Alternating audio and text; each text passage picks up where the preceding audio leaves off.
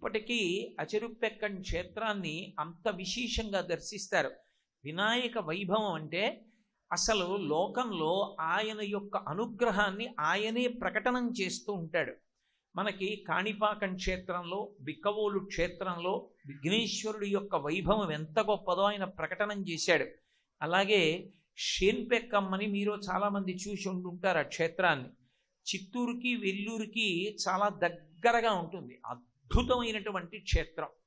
అక్కడ ఒకానొకప్పుడు మహారాష్ట్రలో మరాఠా ప్రభుత్వంలో పనిచేసేటటువంటి ఒక మంత్రి తుక్కోజీ అనేవారు.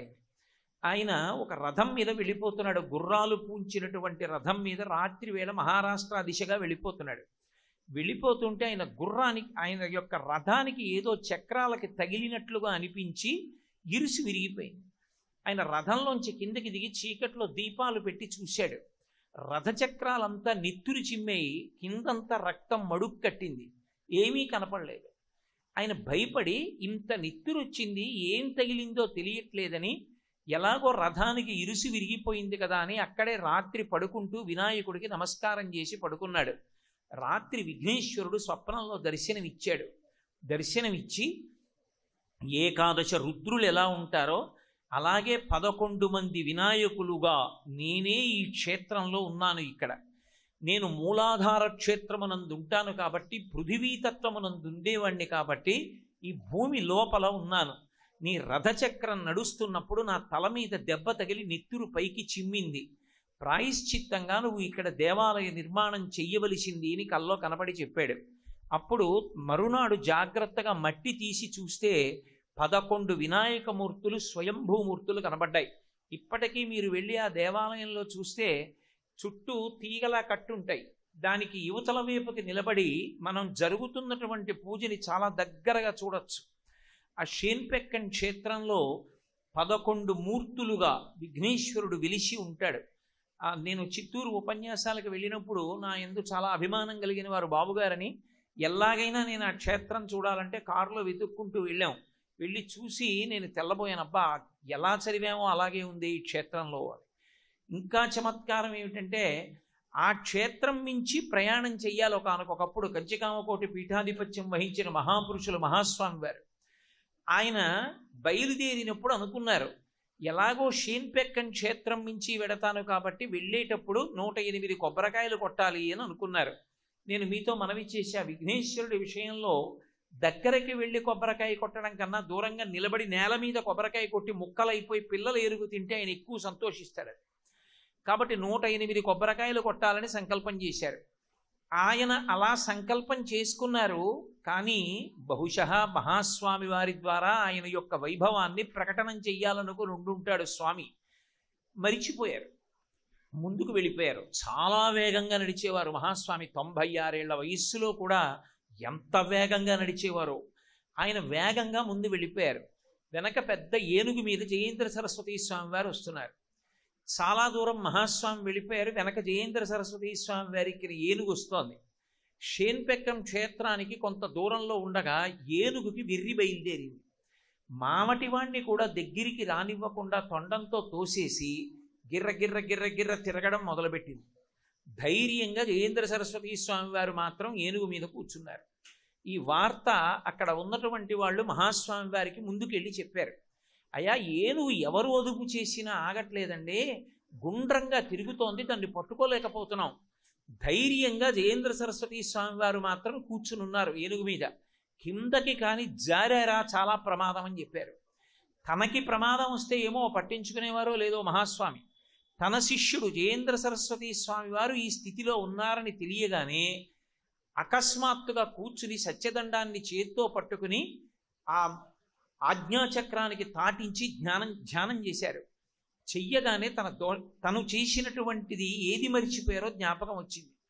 ఓ ఏనుగు షేన్పెక్కన్ క్షేత్రానికి దగ్గరలోకి వచ్చింది, 108 కొబ్బరికాయలు కొట్టకుండా ముందుకొచ్చానని ఏనుగు దగ్గరికి వెళ్లకుండా ఈ 108 కొబ్బరికాయలు గుడి ముందు కొట్టండి అన్నారు. 108 కొబ్బరికాయలు కొట్టడం పూర్తయింది. ఏనుగు నిలబడి జయేంద్ర సరస్వతీ స్వామి వారు మళ్ళీ వెళ్ళిపోయారు. మహాస్వామి వారు దీని గురించి ప్రత్యేకంగా ఒక అనుగ్రహ భాషణంలో చెప్పారు. తానే చెప్పుకొని నా వ్యక్తిగత అనుభవము అని చెప్పి షేన్పెక్కడ్ క్షేత్రంలో ఉండేటటువంటి విఘ్నేశ్వరుడు ఎంతటి అనుగ్రహ ప్రదాతయో, ఎంత గొప్పగా అనుగ్రహిస్తాడో చెప్పారు. నేను మీతో ఉన్నటువంటి సమయాన్ని దృష్టిలో పెట్టుకుని విఘ్నేశ్వరుడి యొక్క వైభవాన్ని, కొన్ని క్షేత్రములు మనకి దర్శనీయములు కనుక ఆ క్షేత్రములతోటి దేవతలతోటి ఉండేటటువంటి సంబంధాన్ని ఆవిష్కరించేటటువంటి ప్రయత్నం చేస్తున్నాను. ఆయన అనుగ్రహాన్ని పొందనటువంటి వాడన్నవాడు లేడు లోకంలో. అందరూ ఆయన అనుగ్రహాన్ని పొందిన వాళ్లే. దేవతల దగ్గర నుండి, సామాన్యమైనటువంటి దేవతల దగ్గర నుండి విష్ణువు, పరమశివుడు, అంబా వరకు అందరూ వినాయకుడి యొక్క అనుగ్రహాన్ని పొందిన వాళ్ళే. అంతటి మహోజ్వలమైనటువంటి స్వరూపం.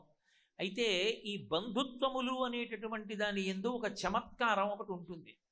అన్ని వేళలా తల్లి తండ్రిగా ఉన్నటువంటి వాళ్ళ యొక్క స్థాయి పార్వతీదేవి, పరమశివుడు ఉన్నంత స్థాయిలో నిలబడుతుందని సిద్ధాంతం చేసి మాట్లాడడం మీరు వాంగ్మయాన్ని జాగ్రత్తగా పరిశీలనం చేస్తే సాధ్యం కాదు.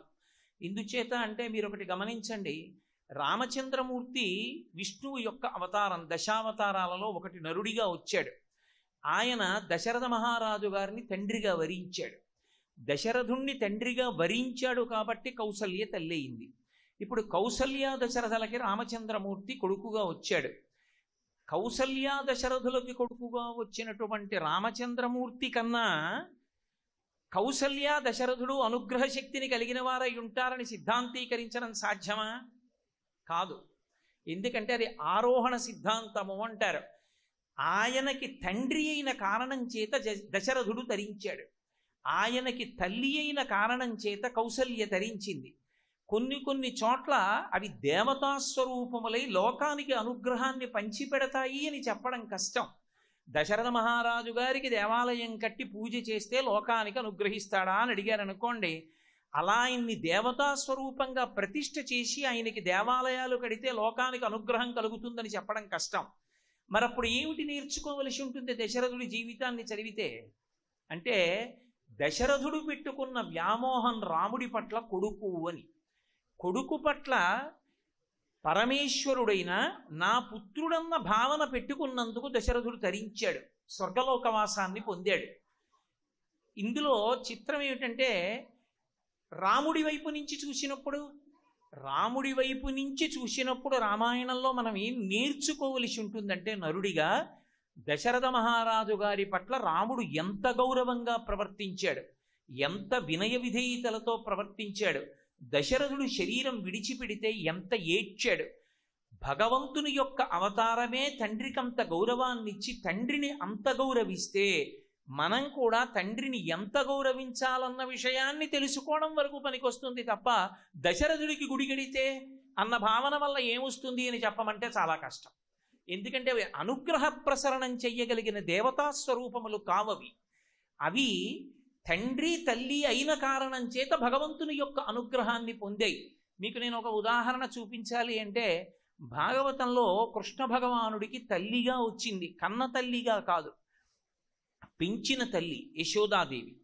ఆమె కన్న తల్లి అయినటువంటి దేవకీదేవి కన్నా పెంచిన తల్లి అయినటువంటి యశోదాదేవి నిజానికి కృష్ణలీలలన్నిటినీ అనుభవించింది. రుక్మిణీదేవికి దేవకీదేవికి తీరని కోరిక ఒకటి మిగిలిపోయింది. అసలు బాలకృష్ణుడి లీలలంత గొప్పగా ఉంటాయి కదా, ఆ బాలకృష్ణుడు ఎలా ఉంటాడో మనం ఎప్పుడూ చూడలేదు.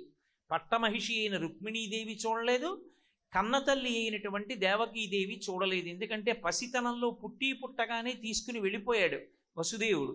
తన కోరిక తీరలేదు కాబట్టి కృష్ణుణ్ణి అడిగారు, నీ బాలకృష్ణ స్వరూపం ఎలా ఉంటుందో నీకే తెలుసు కాబట్టి మాకు అటువంటి రూపాన్ని చేయించి ఇమ్మన్నారు. విశ్వకర్మని పిలిపించి విగ్రహాన్ని చేయించాడు. ఆ విగ్రహమే ఒకానొక కారణం చేత ఓడలో ఈ దేశం దాటి వెళ్ళిపోతుంటే వినాయకుడు ఎలా ఈ దేశంలోనే ప్రధానమూర్తులుంచాడో అలా మధ్వాచార్యుల వారు సముద్రపుటొడ్డుకెళ్ళి తన ఉత్తరీయం తీసి ఆకాశంలో ఊపితే తుఫాను ఆగిపోతే మునిగిపోతున్న ఓడ నిలబడింది కాబట్టి ఆ ఓడ నాయకుడు సంతోషించి కాషాయం కట్టుకున్న మధ్వాచార్యుల వారిని చూసి గబగబా చిన్న పడవలో ఒడ్డుకొచ్చి, మీ వల్ల నా ఓడ నిలబడింది కాబట్టి వచ్చి ఓడలో పరిశీలించి మీకు కావలసింది తీసుకోమన్నాడు. రుక్మిణీదేవి కోసం దేవకీదేవి కోసం కృష్ణ భగవానుడు విశ్వకర్మ చేత నిర్మాణం చేయించినటువంటి బాలకృష్ణుని యొక్క మూర్తి చందనపు ముద్దలో పెట్టి ఓడలో తీసుకెళ్ళిపోతున్నారు విదేశాలకి. నాకు ఈ విగ్రహం కావాలని అడిగారు మధ్వాచార్యుల వారు. ఆ విగ్రహాన్ని ఇచ్చారు. చందనపు ముద్దలో ఉన్న విగ్రహాన్ని తీసుకొచ్చి ఉడిపి క్షేత్రంలో మనం లోపలికి వెళ్ళగానే బయటే ఉంటుంది పుష్కరిణి. ఆ పుష్కరిణిలో స్నానం చేయించి చందనాన్ని విడిచిపెట్టిన తరువాత దాన్ని ప్రతిష్ఠ చేశారు.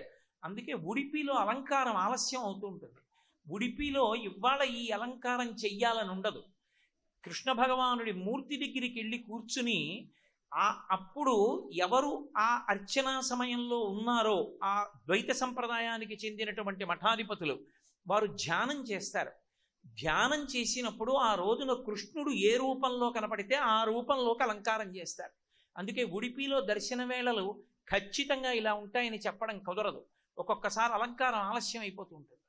అంత పవిత్రంగానూ ఉంచుతారు. కిటికీలోంచి దర్శనమే తప్ప లోపలికి ఎవరు వెళ్ళరు, ఒక్క మఠాధిపతులు తప్ప.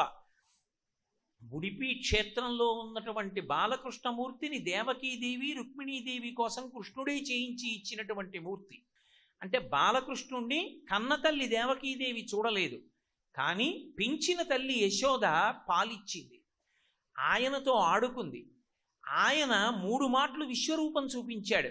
బాలకృష్ణుడి పట్ల తల్లిగా యశోద పొందినటువంటి అదృష్టాన్ని చూసి అది విన్నటువంటి పరీక్షిత్ తెల్లబోయి శుకమహర్షిని అడిగాడు, జగదీశ్వరునికి చన్నిచ్చు తల్లిగా ఏమి నోము నోచి ఈ యశోద, పుత్రుడంచు అతని పోషించు తండ్రిగా నందుడేమి చేసి నందితాత్మ అని అడిగాడు.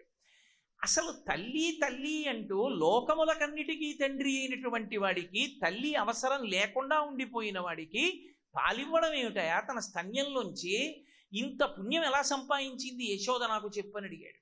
అప్పుడు శుకబ్రహ్మ చెప్పారు, అక్కడ ఉన్నటువంటి యశోద నందులు పూర్వజన్మలో ధరాద్రోణులు, వాళ్ళు వసువులలో ఒకడు, ఆయన భార్య ధర.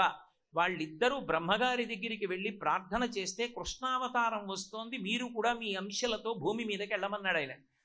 వాళ్ళన్నారు, మేము వెళ్ళం భూమి మీదకి, ఒక్క వరం ఇస్తే వెడతాం.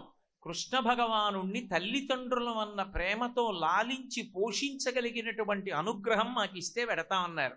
మీరిటువంటి కోరిక కోరుకున్నారు కాబట్టి అనుగ్రహిస్తున్నాను, వెళ్ళమన్నారు. అందుకుని నందయశోదలుగా వచ్చారు. కన్నతల్లి దేవకీదేవి కన్నా పెంచిన తల్లి యశోద కృష్ణుడితో అనుగ్రహాన్ని ఎక్కువ పెట్టుకున్న దాంట్లో మళ్ళీ ఒక చమత్కారం వచ్చింది. నందుడు కృష్ణ పరమాత్మ యొక్క వైభవాన్ని గ్రహించాడు, పురాణ పురుషుడు అని తెలుసుకున్నాడు.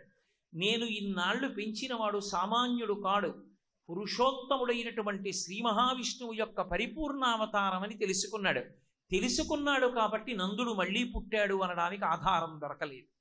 కానీ యశోద కృష్ణ భగవానుడి దగ్గరికి వెళ్ళినప్పుడు ఒక కోరిక కోరింది.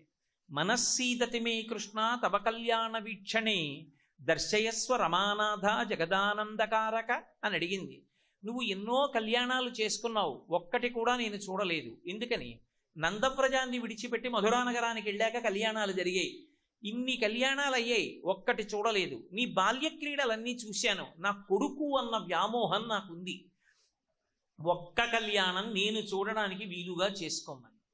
ఆయన అన్నాడు, అమ్మా ఈ అవతారంలో నా కళ్యాణాలు అయిపోయాయి, కాబట్టి ఒక పని చేస్తాను, నువ్వు కోరిన కోరిక కాదనకూడదు, అమ్మగా ఉన్నావు, అమ్మగా నిన్ను అనుగ్రహించిన వాడను, కాబట్టి అమ్మ మాట నేను కూడా కాదనను. అంటే అందులో మనం తెలుసుకోవలసింది ఏమిటంటే, పరమేశ్వరుడంతటి వాడు అమ్మగా ఒక ఆమెని స్వీకరిస్తే ఆమె కోరికకి కట్టుబడ్డాడు, ఆ ధర్మాన్ని మనం ఆచరించాలి.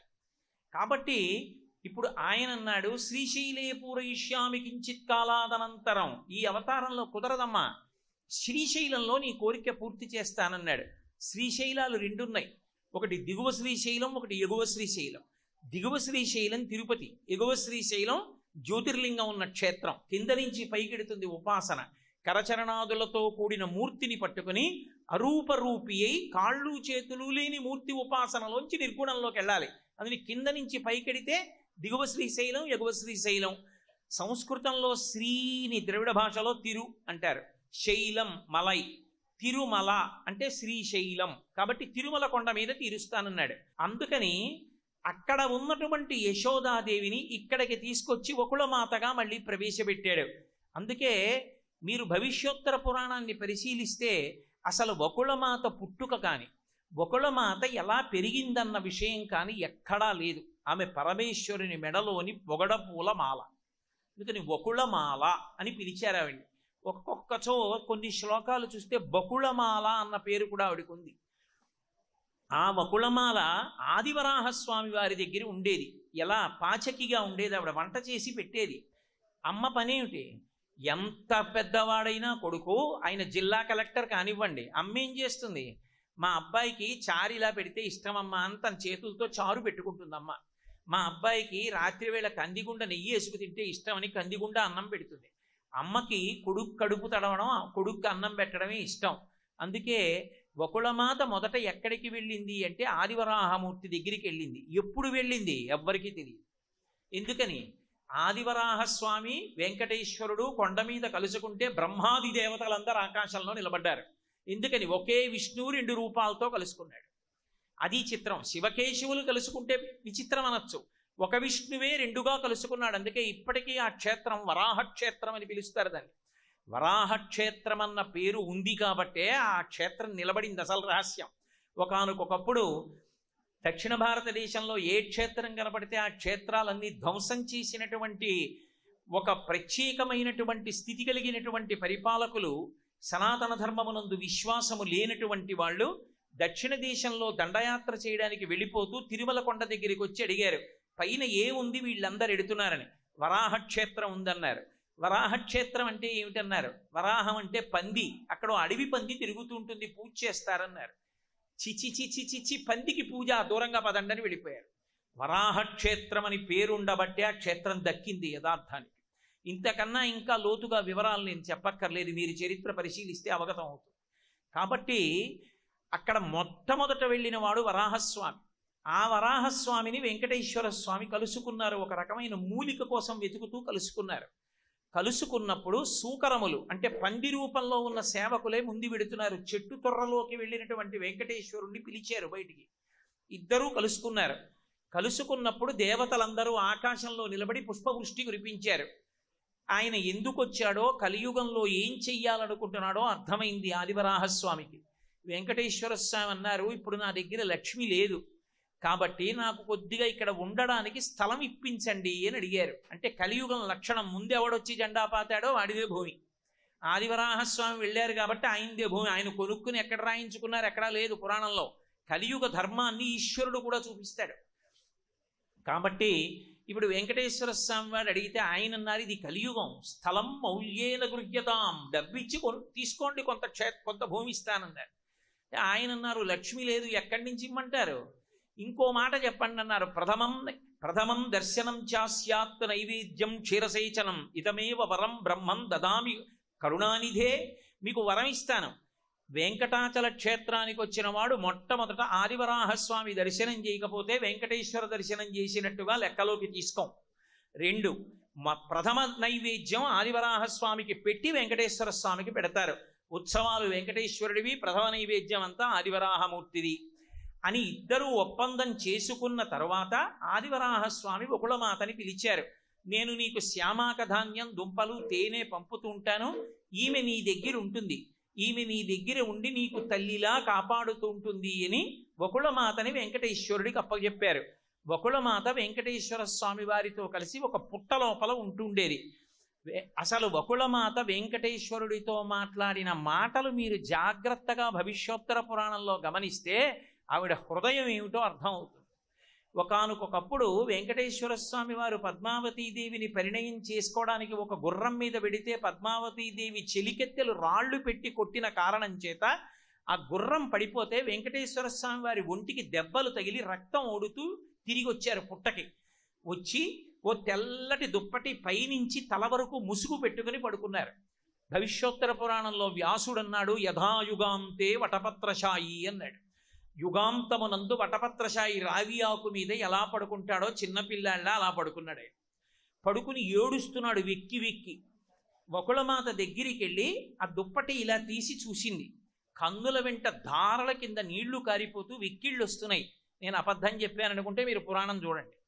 ఆయన వెక్కి వెక్కి ఏడిచాడు. అంటే లోకంలో తన అవతార ప్రయోజనం నెరవేరడం కోసమని. పద్మావతి పరిణయం అయితే తప్ప ఆయన ఇచ్చిన వరం నెరవేరదు.